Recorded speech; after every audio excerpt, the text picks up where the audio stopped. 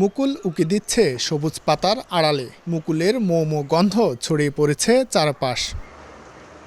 চলতি মৌসুমে রাজশাহী অঞ্চলের আমের বাগানগুলোতে মুকুল আসা শুরু হয়েছে। মাঘের শেষে আশানুরূপ মুকুল আসায় খুশি বাগানিরা। সেই সঙ্গে বেড়েছে ব্যস্ততাও।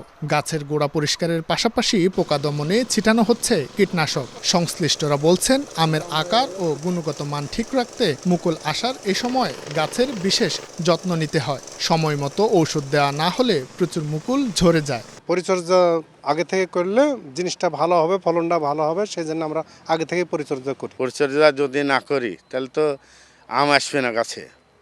তো এর জন্য স্প্রে করা লাগে, পানি দেওয়া লাগে। গোড়া কোপাই দিয়ে আমরা জঙ্গলগুলো আগে পরিষ্কার করে দিই যেন পোকামাকড় না থাকে। তারপরে ভারী কোপ দিলে আপনার যে জমির উর্বরতা সেটা আসার পরে সারটা দিয়ে পানি দিয়ে আবার কোপ দেওয়া হয়। তাহলে জমির উর্বরতা ভালো আসে এবং গাছের ফলটা ভালো হয়।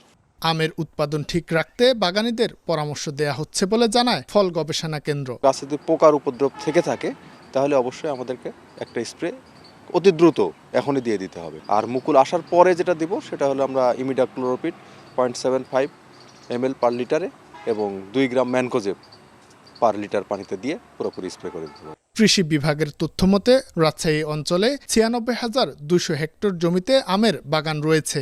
চলতি মৌসুমে উৎপাদন লক্ষ্যমাত্রা নির্ধারণ করা হয়েছে 13.5 লাখ মেট্রিক টন আম।